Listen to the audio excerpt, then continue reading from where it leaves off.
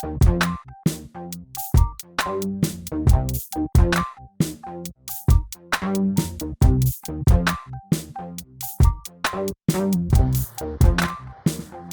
noite, Brasil! Armindo Esgorlon, CEO da SGA, aqui mais um dia no nosso TI Estratégica, um movimento super importante para valorizar o profissional de TI e também para a gente ter diversas discussões aqui sobre uma TI mais estratégica. E hoje eu estarei ao vivo com o Alisson Abreu, Head de Dados e Inteligência Artificial aqui da SGA, e eu vou puxar ele ao vivo aqui para falar com a gente. Só um minuto.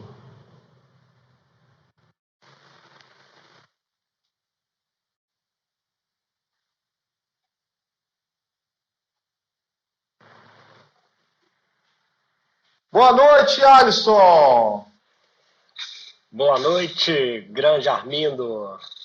Muito obrigado pela disponibilidade, a generosidade de estar aqui com a gente nessa live do TI Estratégica, um movimento super especial para valorizar o profissional de TI que tem, Alisson, nesse momento de mercado que a gente está vivendo e contexto de mundo, um protagonismo super importante para poder ajudar as empresas e os negócios nessa transformação digital. Alisson, obrigado pela oportunidade. Hoje a gente vai falar muito sobre inteligência artificial aplicada ao negócio, inteligência artificial dentro do contexto de transformação digital. E para a gente poder esquentar já essa noite aqui, eu já queria te convidar para iniciar contando para a gente um pouco da sua trajetória, Alisson. Seja bem-vindo, uma ótima noite. Legal, Armindo. Novamente, obrigado pela oportunidade. Realmente é um prazer participar dessa agenda da TI Estratégica, que é uma agenda tão relevante aí, tem promovido discussões tão impactantes aí para o negócio. A gente está iniciando esse mês de outubro, já vou dar um spoiler aqui, a gente tem uma agenda especial dedicada à inteligência artificial, a gente vai receber convidados aí, um time de feras, para falar sobre esse tema super importante. E para contar um pouquinho da minha trajetória, eu preciso voltar alguns anos aí no passado, mais que eu gostaria de admitir, mas, enfim, nos últimos 16 anos eu atuei diretamente com gestão de TI, fiquei 9 anos em uma das maiores redes de varejo como gestor de TI, fiz uma mudança para um outro segmento, atuei no segmento de educação, num grande player também, onde liderei várias marcas no Brasil inteiro.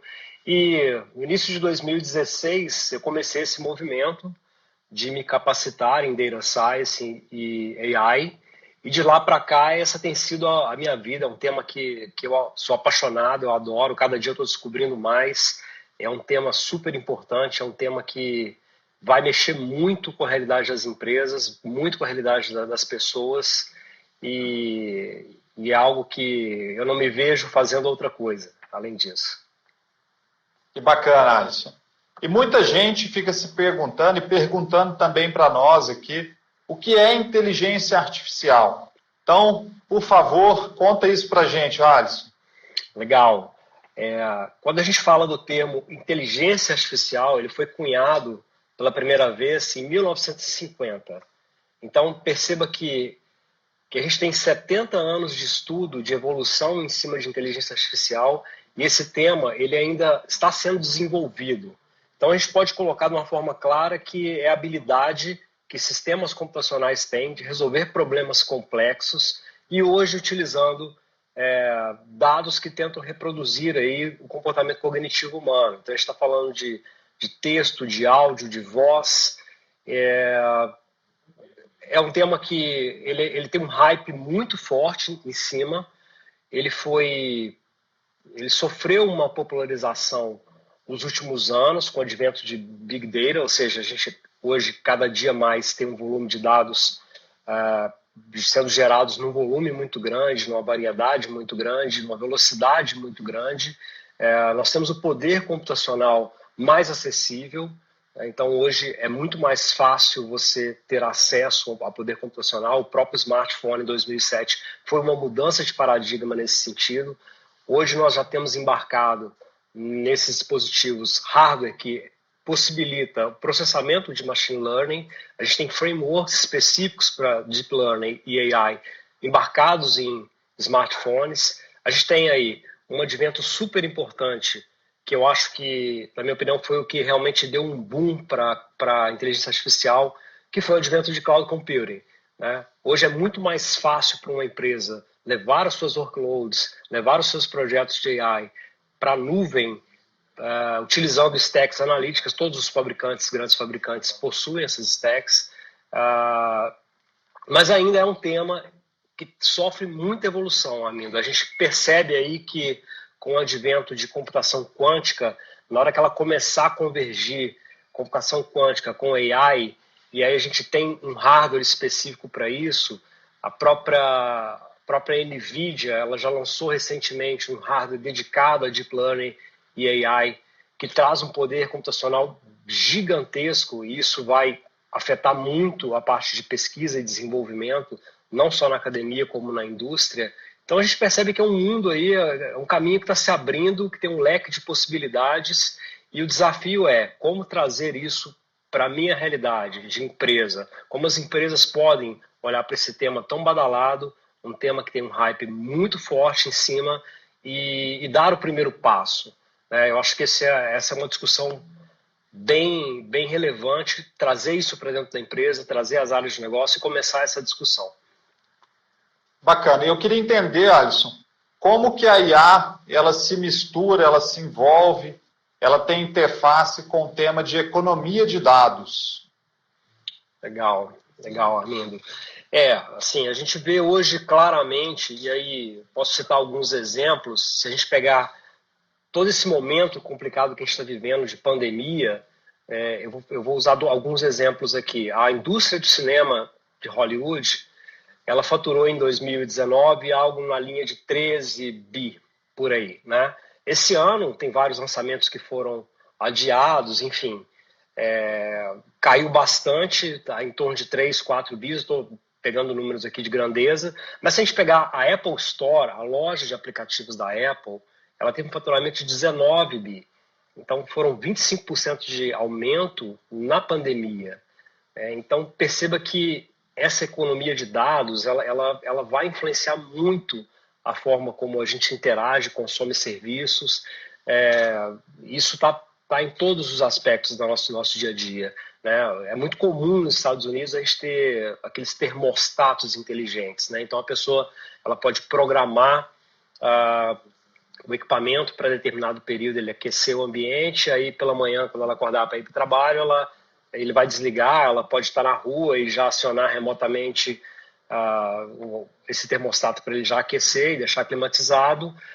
E, enfim, isso é muito popular lá, né? Um dos grandes players lá, se não me engano, era a Nest. E o Google comprou a Nest em 2014 por 3,2 bi. Qual o interesse do Google em ter uma empresa de hardware e software para termostato? Definitivamente não é para mostrar para a gente um anúncio de extintor de incêndio se a sua casa estiver pegando fogo. Então, os caras vão ter um mapeamento ali do rastro digital, né?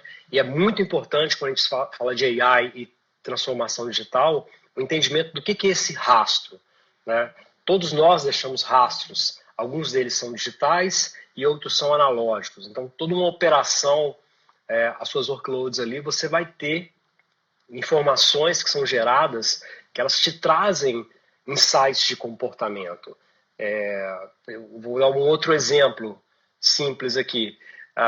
Como é que por exemplo, próximo à minha casa tem uma padaria, e essa padaria, ao que parece, foi um negócio que foi pensado ali para ser um pouco mais premium, pensaram no detalhe, a decoração, as instalações e tudo mais, a oferta de serviço, e ela peca em um ponto: o atendimento final no checkout. Então você vai, consome, e na hora de pagar o atendimento é ruim, né?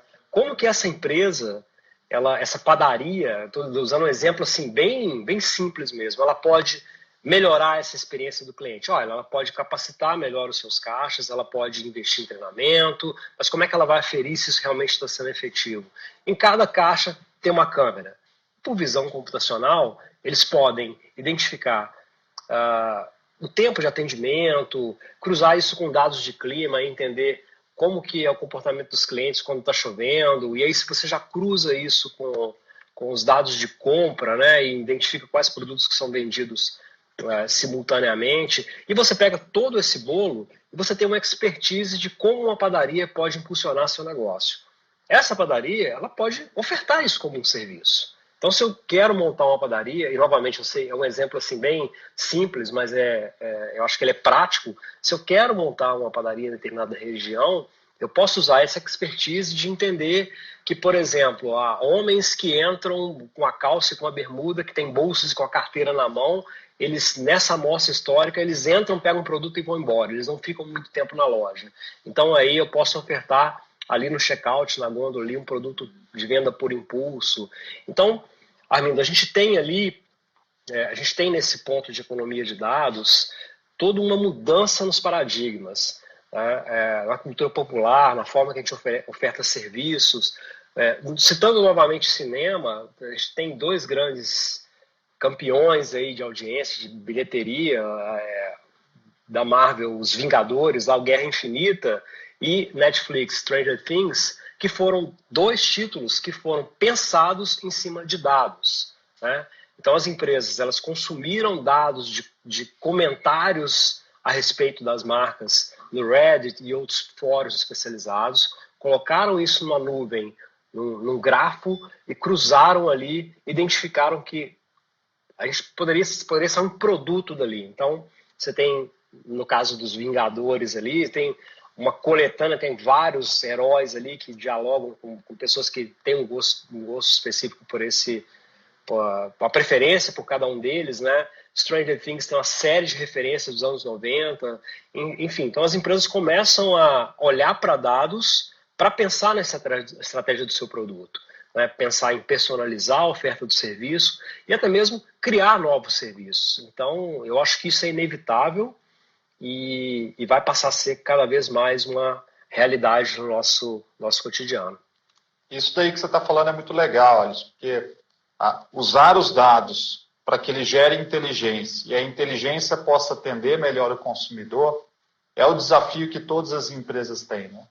E quando você fala em economia de dados e conseguir enxergar o valor, o que tem de informação, de inteligência nos seus dados, é um universo de possibilidades assim que as empresas elas precisam de explorar para que a gente comece a identificar o que tem e o que não tem, né? Então é bem interessante você falar isso. E ao mesmo ponto, Alisson, que a gente tem diversas oportunidades ligadas à economia de dados, né, e principalmente ao tema de inteligência artificial, também se discute uma questão de ameaça, principalmente no mercado de trabalho. Qual que é a sua visão sobre isso? Da inteligência artificial, né, dentro do contexto do mercado de trabalho? Armindo, esse é um tema que eu acho que, dentre todas as discussões que existem acerca do termo inteligência artificial, eu acho que esse é o que mais foge da realidade, né? Porque esse mito de o robô vai tomar o meu trabalho, ele ocupa um espaço que deveria ser preenchido com o que eu posso fazer com isso agora, né? O primeiro algoritmo de inteligência artificial, o primeiro paper que dá essa cara de rede neural, foi lançado em 1958 por um cara chamado Rosenblatt. E aí era o Perceptron, é o que originou ali as redes neurais artificiais. Então perceba quanto tempo de lá para cá, e obviamente a gente teve uma série de evoluções, e isso não aconteceu ainda, por uma série de fatores. Se a gente pegar o último relatório do Fórum Mundial de Trabalho, ele lista ali quais são as principais características, habilidades que os profissionais vão precisar ter em 2021 pós-pandemia. Então a gente vai ver ali que a gente tem uma série de habilidades que são relacionadas ao fato da coisa ser humanizada. Então é o pensamento criativo, a solução de conflitos, a gestão de pessoas, né? A gente não consegue levar isso para dentro do contexto de AI. E as tentativas que aconteceram nesse sentido, elas foram catastróficas. Se a gente pegar dentro do campo de AI, agentes inteligentes que trabalham com o que a gente chama de processamento de linguagem natural, que é uma interação via chatbot, ou ele entender um texto, entender todo o contexto sintético, a fonética, a morfologia por trás daquele texto, ele vai mapear a intenção daquele usuário e iniciar um diálogo. Isso é extremamente complexo, né?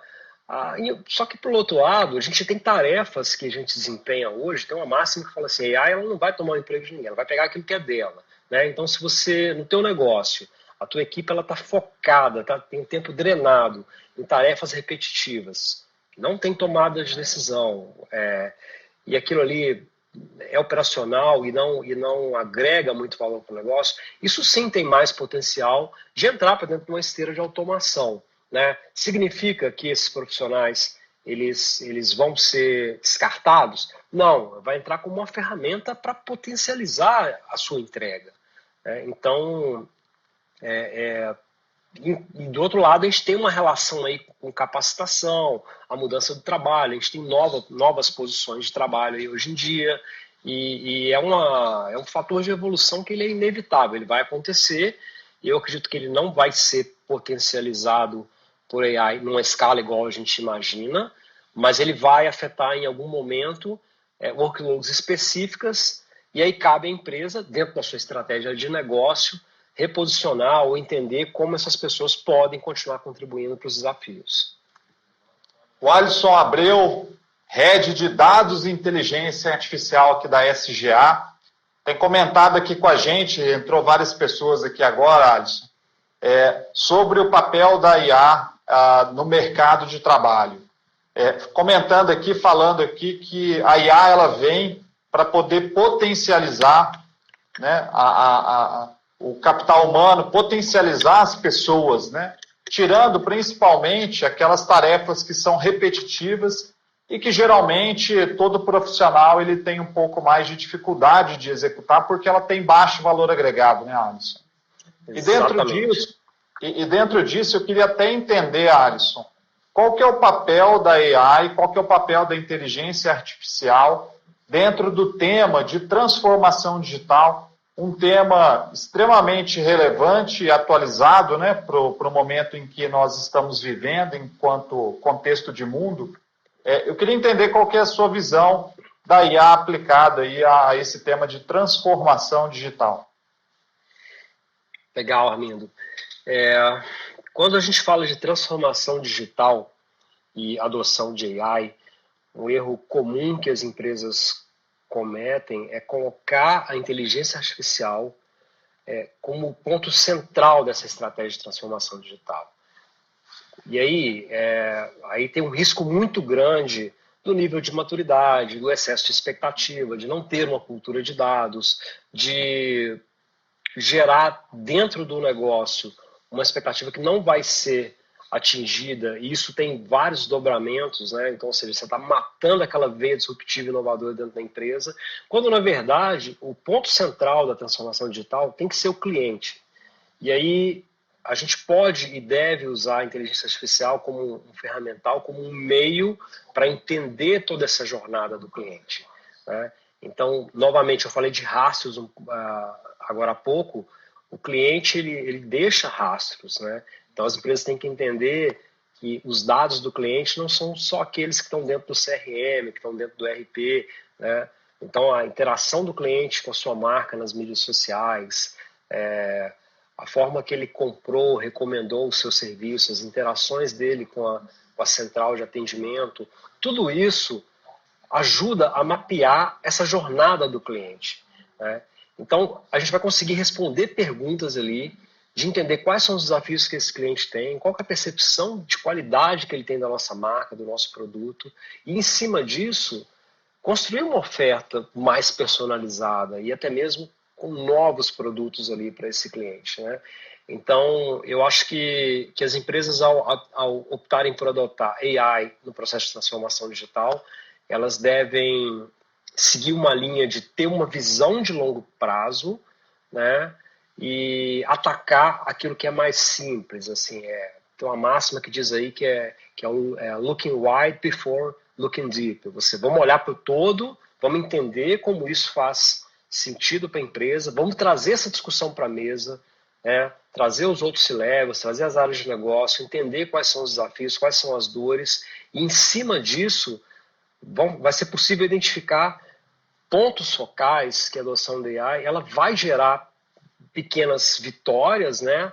Mas já começa a gerar um valor que dentro de um planejamento a longo prazo se torna uma esteira, uma cadeia de valor para o negócio, né? Então, eu acredito pessoalmente que é um erro a gente pensar que a AI por si só ela vai transformar o negócio, o que é totalmente diferente de projetos de inteligência artificial. A empresa pode muito bem adotar um projeto de AI para uma determinada dor, um desafio dentro do negócio. Ela não está focando em transformação digital. Talvez ela está falando de uma digitalização, ou de uma automação, de uma RPA, e aí a AI vai encaixar bem e vai gerar valor. Mas se a empresa está pensando em transformação digital, e aí acompanhando tendências de indústria 4.0, sendo disruptiva e realmente preocupada em impactar a sociedade, os seus clientes e o seu ecossistema, ela tem que ter AI como um ponto de apoio, não um ponto focal. Muito legal, Alisson. Eu queria entender, quando a gente fala em implementar a inteligência artificial, a AI, né, e as tecnologias envolvendo esse tema, na sua opinião, quais são os principais desafios enfrentados durante essa jornada? Armindo, eu acho que o primeiro deles é ter um entendimento do que isso pode trazer para o meu negócio. É muito comum nessas discussões sobre a adoção de inteligência artificial, e é um tema realmente muito complexo, as empresas elas se pautarem por essa complexidade, né? Então, assim, eu não preciso saber o que é um magnétron, eu não preciso saber que esse magneto ele gera vibrações elétricas e que ele vai gerar energia cinética que vai causar colisão no átomo e gerar calor. Eu vou apertar o play do micro-ondas e ele vai fazer a pipoca para mim. Então, assim, eu não preciso saber o que tem por trás ali, nesse nível, e ter essa discussão tão ampla se eu tenho hoje no mercado parceiros estratégicos para isso, eu tenho muito mais informação disponível. Eu acho que as empresas podem começar a pensar nisso como, principalmente, o que eu preciso mudar para poder ter essa nova realidade. E aí a gente está falando de uma atualização da arquitetura, a gente está falando aí de sistemas de armazenamento mais modernos, descentralizados, elásticos, mais performáticos. A gente está falando de cultura de dados, e essa cultura de dados ela está muito ligada ao que a gente chama de data literacy, que é a alfabetização de dados, né? Então, assim, as empresas que hoje, ao contratar um profissional, elas já precisam avaliar em certo nível o potencial analítico que aquele profissional tem, porque a gente está lidando com isso o tempo todo, né? E dentro de uma discussão, de uma sessão de brainstorm, onde as áreas de negócio vão trazer para a mesa os seus desafios, os profissionais que sabem a relação que a sua área tem com os dados, eles vão conseguir contribuir e vão conseguir trazer uma visão para o scale-up desse projeto muito mais relevante, né? Então, eu acho que o primeiro passo aí as empresas pensarem assim, o que eu faço com dados hoje? E aí a gente tem muito difundido todo o paradigma de BI, né? Mas é muito comum, quando se fala em BI, as empresas terem ferramentas de BI como centro da estratégia, e a gente sai de todo um paradigma de business intelligence, que a gente tem ali todo um estudo por trás da gramática dos gráficos, de como é que... E assim, a gente pode pegar a mesma distribuição de dados e a gente pode plotar ela de 4 formas diferentes, a gente vai achar que são 4 coisas totalmente diferentes, mas isso pode acontecer. Então tem que ter toda uma cautela em cima disso daí. Quando a gente já está falando de camadas de BI semântica, de autoatendimento. Então acho que o primeiro passo e o mais importante deles é trazer essa discussão para a mesa e começar a pensar numa cultura de dados. Novamente, eu vou falar muito desses rastros aqui, porque eles são fundamentais aí para o sucesso de uma estratégia nesse sentido. A gente já vê isso sendo aplicado muito no setor bancário, né? Então, quando você tem empresas aí super disruptivas, fintechs que têm toda uma parte de análise de risco e de crédito automática, gerida por machine learning. Você vai ter ali a renda, você vai ter o churn, tem o limite do cartão, você tem o gasto observado e por baixo de tudo isso tem dados. E aí tem algoritmos que estão capturando esses rastros e gerando insights ali para tomar a decisão.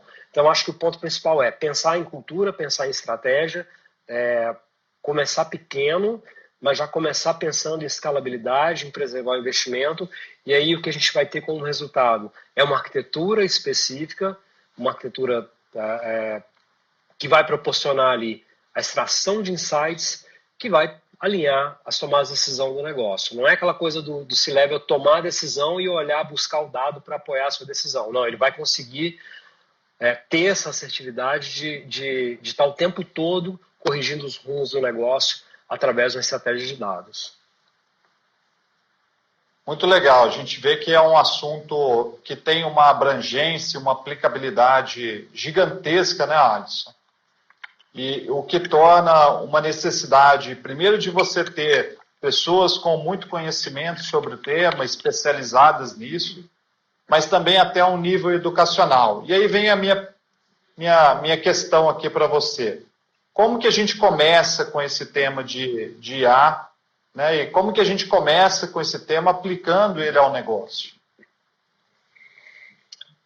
Eu acho que assim, o primeiro ponto e o mais importante é entender o que esse movimento de adoção de inteligência artificial ou de ciência de dados ou de BI ou qualquer outra tecnologia que está ligado a dados, como ele vai de encontro ao negócio.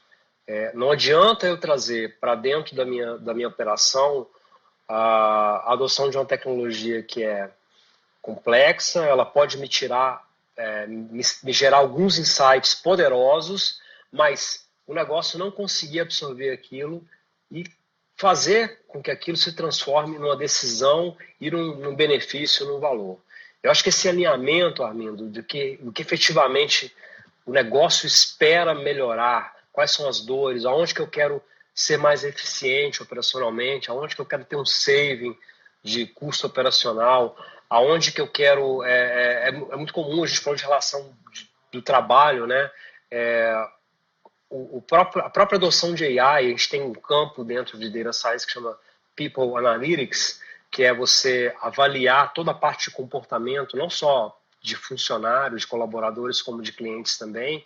A gente tira ali vários insights que eles vão afetar o resultado, porque a gente vai ser mais eficiente, a gente vai reter mais talentos, ter turnover menor, a gente vai ter investimentos em capacitação que vão ser mais assertivos, vão ter um desdobramento ali em resultado, e tudo isso é receita, é saving, isso vai afetar um resultado no EBIT lá na frente, né? Então, o alinhamento com o negócio, ele é o primeiro passo, é ter essa ideia de que, olha, não, eu tenho desafios aqui, que se eu for fazer isso de uma forma manual, se eu for fazer isso com análise humana, e eu vou precisar de mais headcounts, eu vou precisar de mais tempo, eu vou ter um risco de erro humano maior. Isso aqui é algo que eu consigo atacar. Vamos entender essa jornada interna de como isso funciona. E aí a adoção de AI nesses aspectos da operação, ela é muito benéfica, né? Em contrapartida também, eu acho que essa discussão ela precisa ser amplificada, né? Mais que a gente dê esse primeiro passo, precisa ter uma visão de longo prazo robusta, porque o que a gente mais vê na prática é que as primeiras workloads que recebem inteligência artificial ou data science, elas acabam se tornando, entre aspas, promotoras dentro da empresa. Então, as outras áreas de negócio vão olhar para aquilo, não, mas isso é legal, eu tenho algo parecido, eu quero trazer também. E aí tem um problema bom, né? Porque a empresa vai se ver, especialmente a área de TI, que ela precisa estar o tempo todo olhando para o negócio e ela tem um papel fundamental para transformar a realidade do negócio, ou seja, ser aquela central interna de solução de problemas, de solução, de inovação. A área de TI vai receber uma enxurrada de demandas e aí isso vai encaixar numa esteira de budget, de tempo, de time, de cultura. Isso afeta a percepção de inovação das empresas. Então, assim, começar simples, entender aquilo que pode ser atacado primeiro e que já gera um pequeno ganho, um pequeno valor, mas já pensar a longo prazo e o mais importante, promover essa discussão dentro da empresa. Esse é um tema inevitável, Arlindo. A gente está caminhando para numa direção que não vai ter mais volta nesse sentido. A gente pode discutir o como é que a gente vai fazer, mas o que precisa ser feito vai ser feito, e se a gente não fizer, o nosso concorrente vai fazer. Teve um relatório, um report do MIT super interessante, que é recente, inclusive, que ele fez uma pesquisa com 7.000 C-levels, né, sobre o tema AI. E perguntou para eles, olha, o que te impede de adotar a inteligência artificial hoje dentro da tua organização? Né? A maioria esmagadora colocou desafios de arquitetura, de tecnologia. Olha, eu não consigo consumir dados de Big Data, eu não consigo criar algoritmos e modelos preditivos que são eficientes, eu não consigo, às vezes eu crio algoritmos, mas eu não consigo operacionalizar. Então, assim, o pessoal ainda tem uma pegada muito na linha técnica, né? Como é que tecnicamente isso se torna viável? Mas, em paralelo, eu acho que também é super importante essa discussão cultural, que é a cultura data-driven, que é entender como isso tem potencial para o negócio. Então, a gente tem aí um mundo para explorar, muita coisa legal para fazer nesse sentido. É um tema que, como eu disse anteriormente, ele está em muita evolução, mais acessível, e é muito legal quando a gente fala de transformação digital e essas tecnologias disruptivas, e aí a gente pode fazer um paralelo aqui com o smartphone, né, quando ele surgiu em 2007, né, a primeira coisa que aconteceu foi, vamos pensar assim, uma desmaterialização. A gente tinha câmera, calculadora, gravador de voz, agenda, tudo isso passou a ser digital dentro do aparelho. Né? Essas coisas continuaram a existir, mas elas foram para dentro como um recurso, como uma feature dentro do smartphone. E aí o outro movimento que aconteceu foi uma desmonetização. O valor dessas coisas, ele caiu. E, obviamente tem o nicho, né? Ou seja, produtos premium específicos continuaram lá, mas quem optava por comprar uma câmera para tirar uma foto vai fazer pelo smartphone. Né? E aí, na sequência, a gente tem a democratização. Todo mundo passou a ter. Então, a gente pode traçar esse paralelo, usando essa analogia, com a inteligência artificial. A gente vai ver muita coisa perdendo matéria, então, ou seja, deixando de existir no mundo físico e indo para dentro do workload AI. Então, imagina uma operação que, em uma etapa do processo, do fluxo, eu tenho ali alguém que tem um checklist com um formulário físico e ele precisa fazer uma conferência. E isso é vital para eu ter lá na frente insights da minha operação, se está rodando bem, tudo. Isso some, isso deixa de existir. Né? Ao mesmo tempo, eu desmonetizo isso. Aquela operação, aquilo ali que levava mais tempo, era mais caro, precisava de mais gente, isso deixa de existir. Né? E aí a gente parte para a democratização, porque se você tem um movimento que todo mundo está fazendo algo e está dando certo, vai todo mundo atrás daquilo. Você vai querer trazer aquilo ali para a realidade da sua empresa. Então a gente tem paralelos interessantes aí que a gente pode fazer de AI com transformação digital com as outras tecnologias disruptivas que a gente vê nascendo aí e se tornando maduras e cada vez mais populares. Bacana. E você tocou num ponto, Alisson, muito interessante, que você falou lá no início que a Cloud Computing ela ajudou muito a impulsionar essas tecnologias mais modernas. E uma questão que fica sempre quando a gente fala nessas tecnologias aparentemente mais disruptivas é a questão do custo, né? E a nuvem ela veio para democratizar a tecnologia de uma forma geral.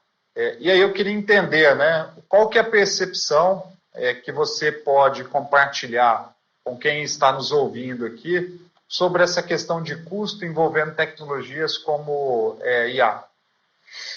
Legal. A gente pode pensar assim, num projeto, num processo de implementação de AI com algumas etapas. E aí, vamos pensar assim, eu estou consumindo dados de Big Data, então eu vou precisar ter ferramentas específicas para isso, a parte Spark, Cassandra, Hadoop.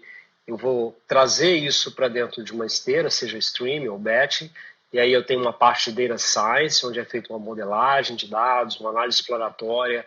Depois disso, a gente caminha para uma modelagem estatística e matemática, porque AI e Machine Learning são modelos estatísticos, probabilísticos, é matemática e estatística pura por trás ali, envelopados em framework de software, mas não deixa de ser estatística e matemática. E aí a gente parte para a modelagem de Machine Learning em si. E aí, dependendo do que a gente for fazer, é um período ali que a gente vai ter que fazer experimentação. Então, você tem modelos de machine learning supervisionados, não supervisionados, semi-supervisionados, paramétricos, não paramétricos. São infinidade de formas de fazer isso acontecer.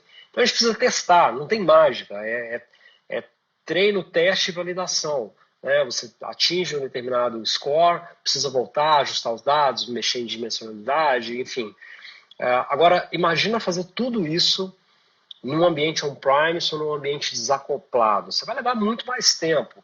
E se esse projeto estiver ligado a uma demanda do negócio, a uma estratégia do negócio, e aí a gente tem, dentro de projetos de AI, que lidar com a incerteza, de certa forma, buscar uma agulha, procurar uma agulha no palheiro, a gente precisa ter duas coisas. Primeiro, questionar, saber fazer as perguntas certas e entender, realmente a agulha está no palheiro, eu preciso dessa palha? Não, não preciso. Então vamos pôr fogo na palha, no outro dia de manhã a gente vai com o ímã na cinza e acha a agulha. Né? E como que isso vai gerar valor para o negócio? Qual que é o resultado? Você tem um desafio, você vai desenvolver uma solução e aquilo ali tem que ter como sair de um resultado. Cloud Computing, ela traz um benefício muito grande, que é a possibilidade de você experimentar muito mais rapidamente e com custo muito menor. Dependendo do seu projeto, dependendo da sua abordagem, você pode ali, eu não sei qual abordagem, qual algoritmo, como é que eu vou orquestrar tudo isso, eu quero testar um framework de machine learning, eu tenho 6 que eu quero testar, para ver qual que me dá o melhor resultado. Em nuvem, você consegue, através de stacks específicas analíticas, testar os 6 ao mesmo tempo. Então eu vou ver aqueles que performam super mal, já vou descartar, né? E aí vai muito naquela máxima lá do Vale do Silício, né? Erra muito, mas erra rápido. Eu já descarto aquilo que não vai agregar valor e vou focar meu tempo em parametrizar, em tunar aquele modelo que vai me trazer um resultado.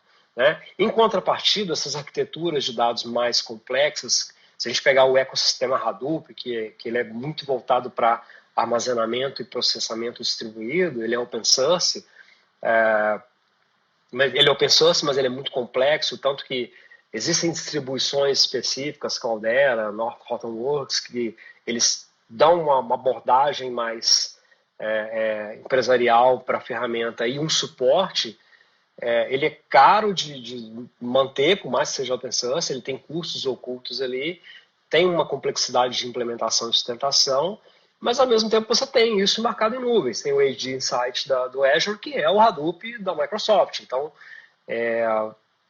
os próprios players de Cloud Computing, eles têm o seu marketplace, uma série de ferramentas voltadas a Big Data. Hoje também, nessa tendência de nuvem, a gente percebe um movimento que os fabricantes eles têm interesse na popularização desse tema e na capacitação dos profissionais. Eles não precisam ser profissionais de dados, mas se eles consumirem a documentação oficial do fabricante, eles vão conseguir ali, com um esforço razoável, entregar alguns resultados. Né?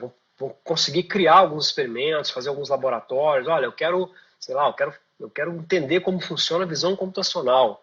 Eu sou da área de negócio, eu sou analista de sistemas, alguém mais voltado, tem mais familiaridade com tecnologia, eu quero entender como funciona uma API de visão computacional. Ele consegue, a partir da documentação, com alguns cliques no mouse, construir alguma coisa nesse sentido. Isso é legal, isso faz sentido, mostrar isso internamente, e isso tem um papel importante para difundir, né? Porque até em cima daquilo, não, legal, eu vi que isso pode ser um benefício. Vamos trazer um profissional, vamos trazer uma empresa que tem expertise para construir isso para a gente. Porque uma coisa é você construir redes neurais artificiais, modelo de machine learning, deep learning, você constrói os experimentos e tem ali o resultado. Outra coisa é colocar isso em produção, é ter o output desses modelos gerando insight em tempo real para o negócio.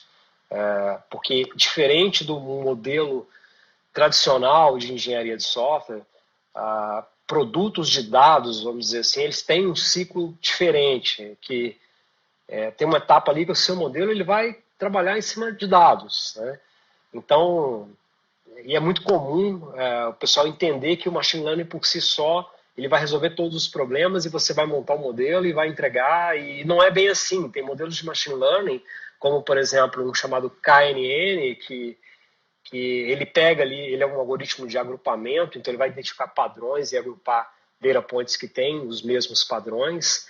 Ele está no campo que a gente chama de lazy learners, que são aqueles algoritmos que têm um aprendizado preguiçoso, porque na verdade ele não tem machine learning, ele está fazendo cálculos de distância matemática.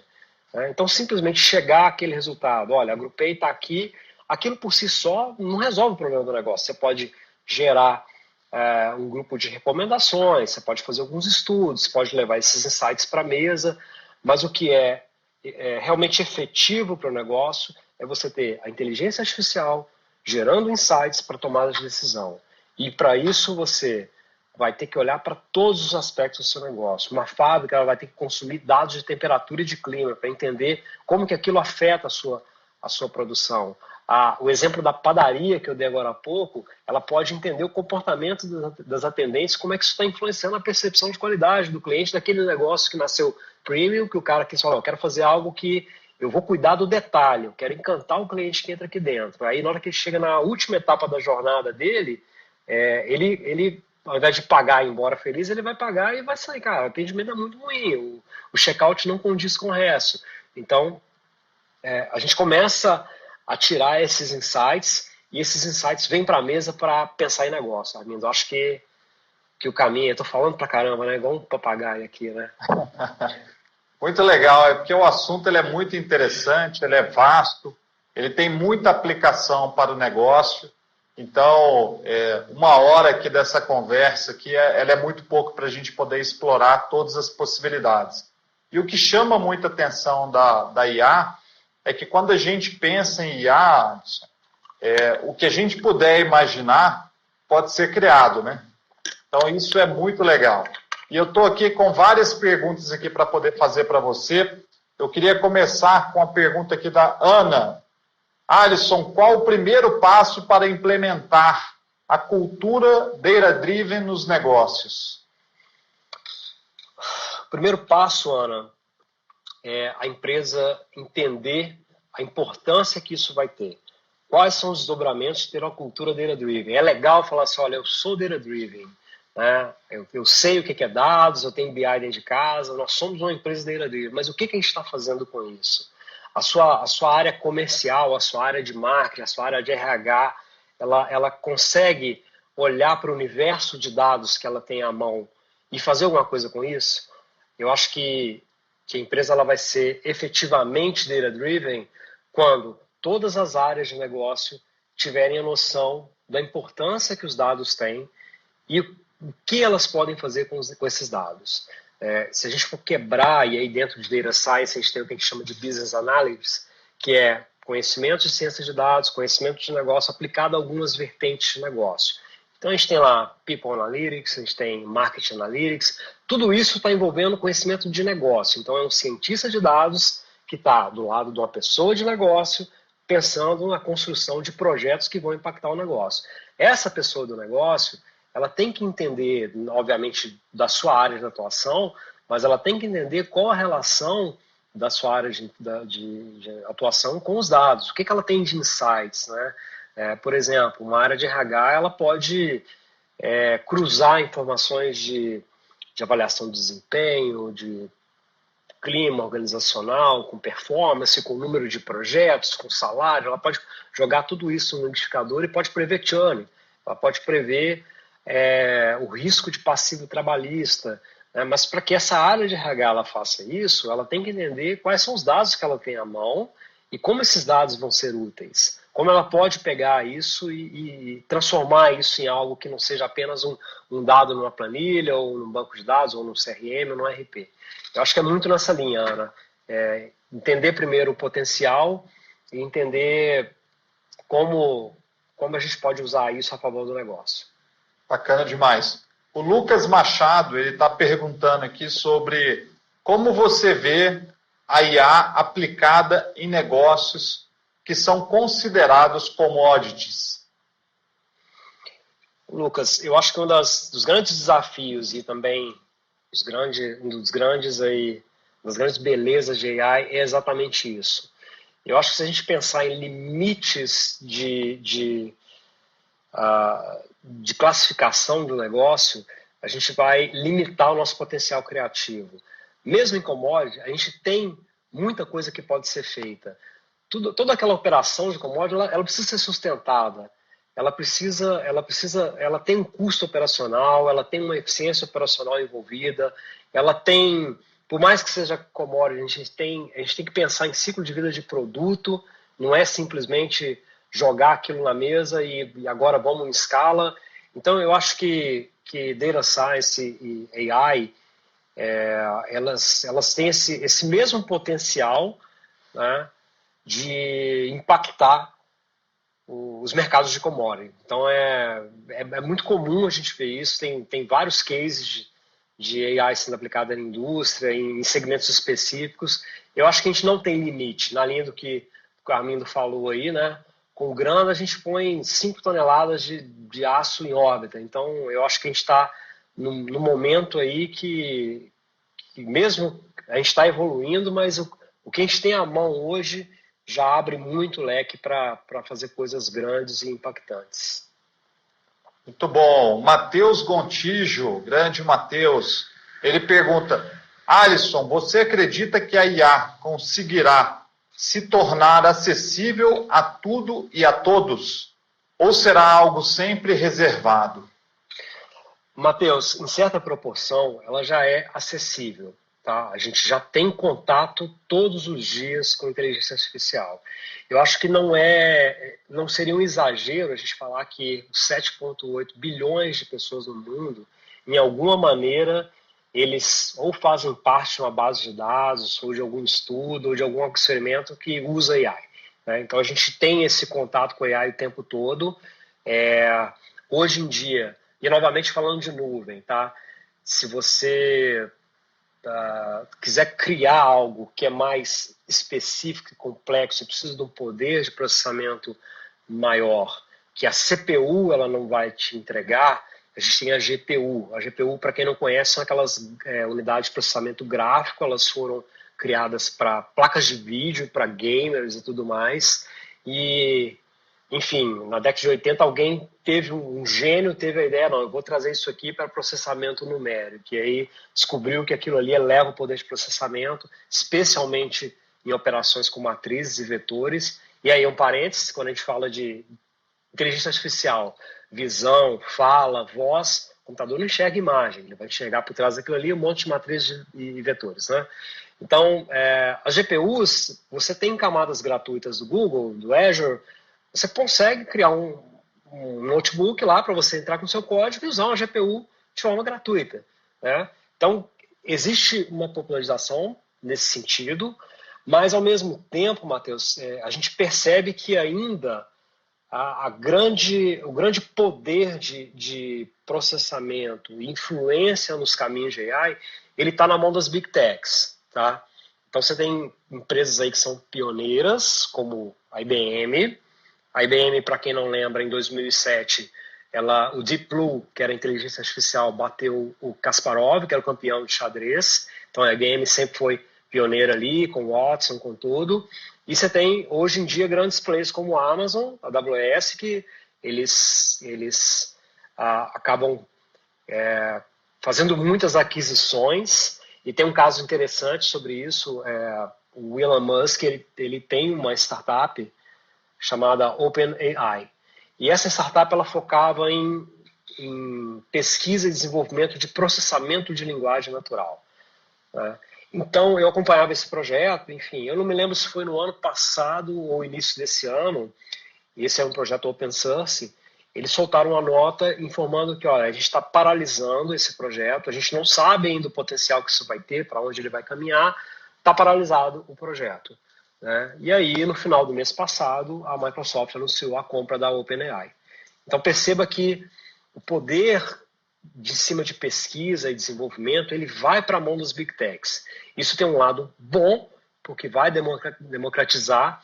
Alguém vai pegar algo que é extremamente complexo, e aí, pena não poder compartilhar minha tela, eu queria mostrar para vocês o que é uma rede neural convolucional, para vocês verem como é que é um negócio extremamente complexo, e transforma isso em um arranjo de entrega de serviço simples. Você vai consumir uma API, ou então você, com algum nível ali de parametrização, vai atingir um resultado próximo ali do que faria aquilo na mão. Então, sim, a gente tem uma popularização, mas ao mesmo tempo ela está muito concentrada nas Big Techs. Lembra do Google? Comprou a empresa de termostato? É nessa linha, né? E eu nem vou citar a Facebook, essas outras empresas aí, que eles têm muita tecnologia embarcada, mas muito direcionada para o seu negócio. Bacana. A Bruna Ubaldo pergunta para você sobre a IA aplicada a gente e gestão. Excelente pergunta, Bruna. Esse é um ponto polêmico, tá? Porque se a gente for falar só de tecnologia, aí eu vou pegar o gancho aqui do que eu falei de People Analytics, a gente tem processos seletivos sendo conduzido por inteligência artificial, tem muita coisa legal sendo feita. Mas eu vou fazer aqui, vou convidar vocês para uma reflexão. E aí tem uma discussão ético-filosófica em cima disso. Tem um livro chamado Weapons of Math Destruction, ferramentas de armas de matemática em massa, que ele cita um caso de, em Washington, a prefeitura ela queria reduzir o número de professores da rede pública e ela falou assim, olha, vou fazer isso através de um algoritmo de inteligência artificial e os que não performarem eu vou reduzir, né? Ela colocou esse programa em prática, foram lá 112 professores desligados, só que uma das professoras era de Computer Science, da disciplina. Então ela falou, vem cá, vamos entender, eu queria entender qual a metodologia que foi criada, que vocês usaram para ter essa saída, né? Enfim, ela não teve essa resposta, ela foi investigar, e o resumo da ópera era que a forma que esse algoritmo foi construído, ele tinha um viés ali muito forte de quem construiu, que ele afetou essa professora, que ela não se encaixava dentro do que, sistematicamente falando, aquele algoritmo foi criado para fazer, ele pegou e fez aquele cálculo e entregou aquele resultado. Então, Bruna, eu acho que esse é um campo que ele precisa ser olhado com muito cuidado, tem muitos avanços, muita gente fazendo muita coisa legal, mas não só para a parte de gente de gestão, mas tudo que é feito em AI, a gente precisa pensar que tem inteligência artificial, você tem redes neurais artificiais, deep learning está aí e tal, mas pessoas vão construir esse algoritmo, pessoas vão analisar esses dados, pessoas vão construir essas redes e vão guiar esse algoritmo até um resultado. Então, o viés, eu acho que assim, a gente tem que saber lidar com essa incerteza, navegar por essa incerteza e tirar a informação do dado. A gente não pode, por exemplo, e aí a gente viu vários problemas aí em algoritmos de visão computacional, tem vários cases de pessoas com a pele negra que não tinham uma classificação dentro do algoritmo. Então, tem muita coisa para a gente fazer dentro disso que precisa ser melhor estudada. Eu acho que é um ponto onde a AI ela precisa ser estudada com bastante cautela, mas tem muita coisa legal acontecendo, tá? Muito legal, Alisson. Eu queria deixar aqui 2 dicas para quem está nos ouvindo. Em setembro, a SGA lançou um curso de Fundamentos de Computação em Nuvem, que de uma forma mais incipiente abrange também a parte de AI. E esse mês, com a grande contribuição do nosso cientista de dados, líder da nossa área de dados e inteligência artificial, o Alisson Abreu, a gente também lança para o mercado um curso sobre fundamentos da inteligência artificial aplicada ao negócio. Então, eu queria convidar todo mundo a ficar ligado nas nossas redes sociais, porque a gente vai lançar mais esse curso incrível para que todos os profissionais possam elevar o patamar de conhecimento.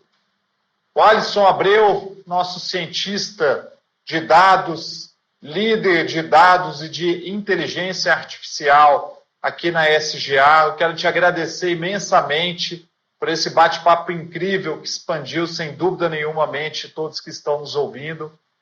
Muito obrigado, uma ótima noite para você, viu, Alisson? Armindo, eu que agradeço, foi muito legal esse papo contigo e convidar o pessoal para ficar ligado nas páginas, nas redes sociais da SGA. A gente vai ter em outubro agora uma programação super bacana, um time de feras aí, a gente vai ter discussões bem relevantes aí sobre esse tema.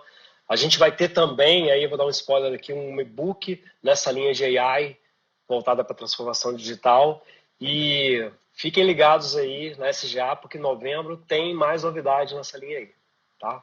Sensacional. Obrigado mesmo, Armindo.